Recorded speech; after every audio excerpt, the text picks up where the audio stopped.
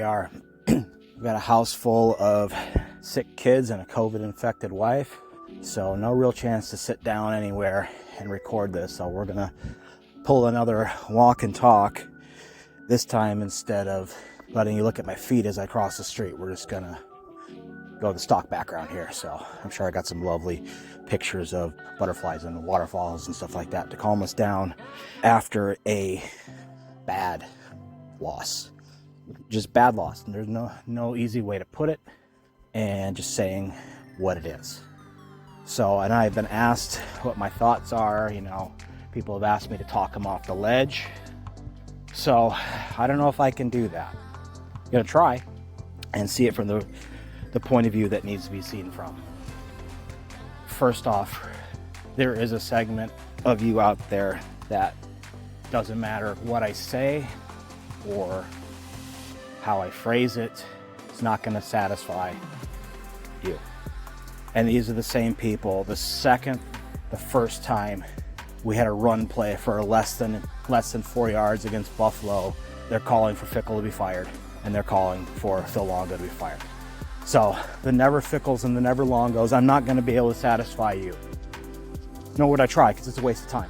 When people have their mind set that the sky is green, nothing you can say is going to change their opinion and make them think that the sky is blue.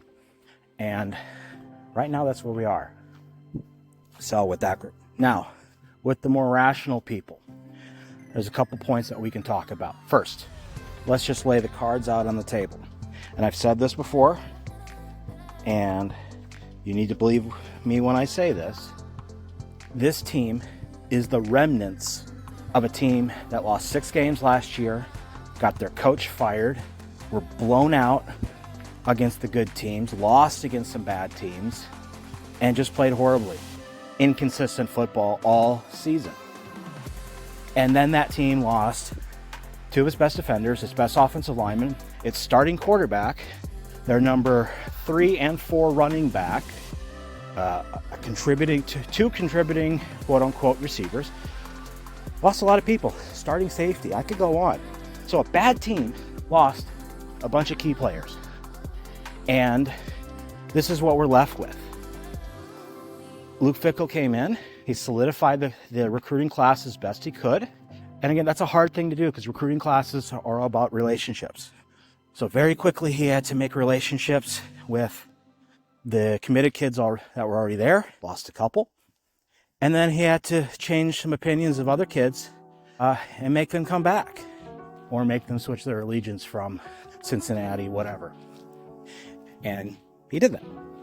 He also was able, on a short time period, to fill in some of the glaring holes in the roster that came with losing players from last season. We lost 3 quarterbacks if you include Marshall Hall, that comes later. Lost 2 scholarship quarterbacks, replaced 2 scholarship quarterbacks. Lost some receivers, gained some receivers. Weren't able to get another running back because we thought the 1-2 punch of Braylon and Ches was going to be good enough. Okay?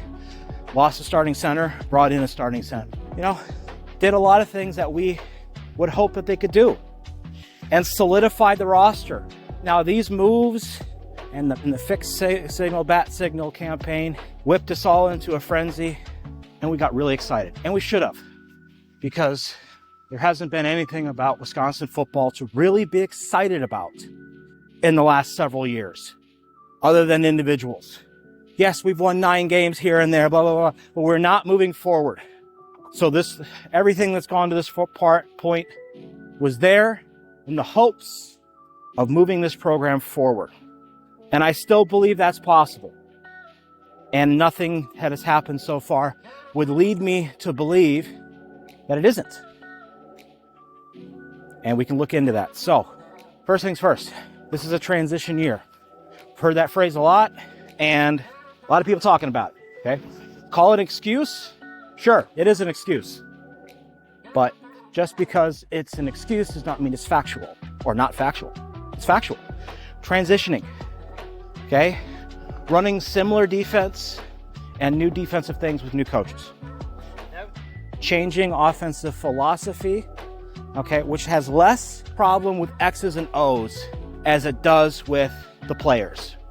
Because I'm sorry, I think people think that Phil Longo was bringing in this graduate level offense that was so difficult. You have to be a rocket scientist to figure it out.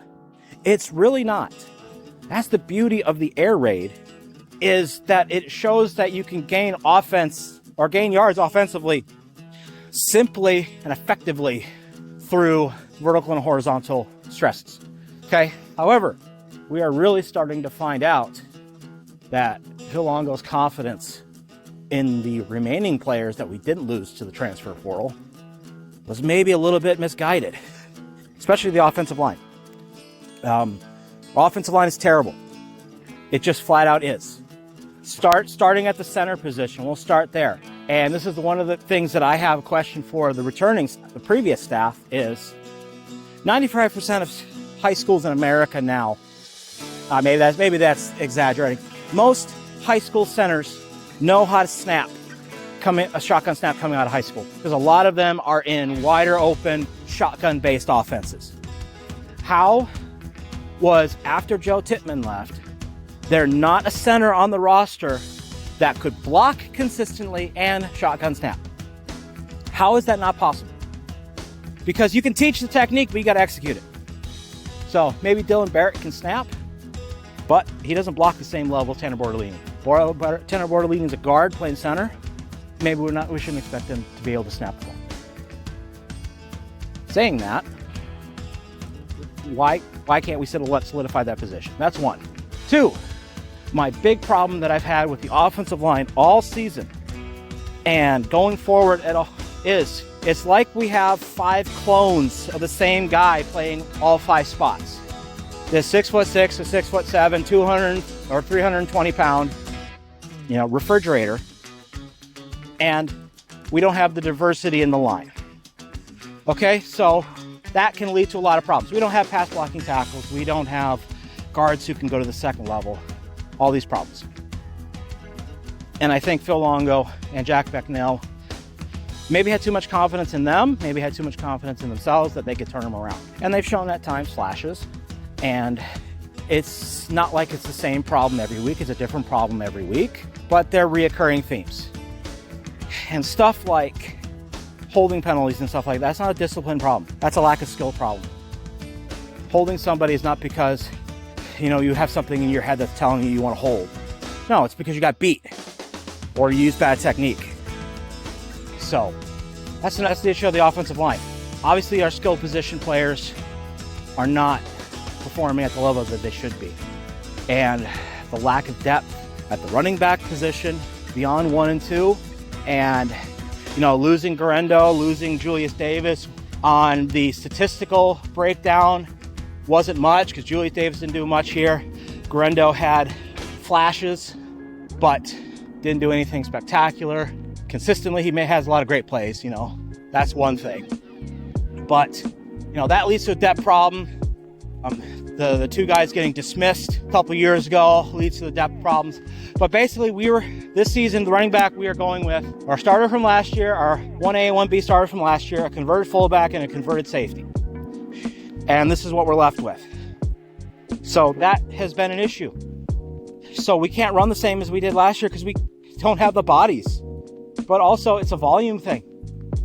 It's easy to look like we're piling up a bunch of yards defensive or rushing-wise when that's basically all we're doing. Pass protection-wise, I'm all over the place here, but that's fine. I might, who knows, we might edit this and put this back over there. The offensive line does not have the benefit of 8-man protections anymore. And that has been an issue. Our offensive linemen don't know how to operate in space, which they should be able to. But again, being developed as refrigerators it's taking more time to fix than we thought it would. So that's that. I could keep going on and on about every position, what we're doing wrong. But why do I have faith that it's going to get better? Well, let's look at this. Let's transition here. Phil Longo inherited a 4-8 team from Senator Tommy Tuberville, and he turned them into a 4-8 team year 1. Okay? Phil Longo's offenses are always better year 2 than year 1. Any coach is, okay? But unlike typical Wisconsin offensive coordinator changes, et cetera, et cetera, et cetera, you have to understand things take time. Now, if this stuff's still going on next year, when we transition away a lot of these underperforming players, okay, then you got my attention. But don't think for a second that the coaching staff is not looking at the failures of this year and already planning on how to fix it. Okay? Just say, oh, he can't coach. And I'm just going to call bullshit on that. Okay? Coaches get jobs based on past performance. And if they're able to keep getting jobs, they know what they're doing. At least good enough. And all these debates that we could be having about, oh, Phil Longo's offense only works in the ACC against ACC defenses. But he had ACC offenses. He's got a Big Ten. Are you saying that the ACC offenses are better, but the ACC defenses are worse, and the Big Ten offenses are worse? Therefore, they succeed less against Big Ten defenses? Because if you're saying that, then you're actually supporting my argument that they need better players. Absolutely. Phil Longo's offense would do better if he had an Ole Miss or a UNC skill position core than he would as a Big Ten. Absolutely. I agree with that. So if that's an argument, I'm going to accept that. All in all, reasons to be talked off the ledge. You've got to be willing to step off the ledge, for one. You have to believe in the program and look at the program as a whole. If you don't believe in that, then go be an Iowa fan. Okay? Go follow Paul Chris whenever he takes his MAC job next year. Go do that. It's fine.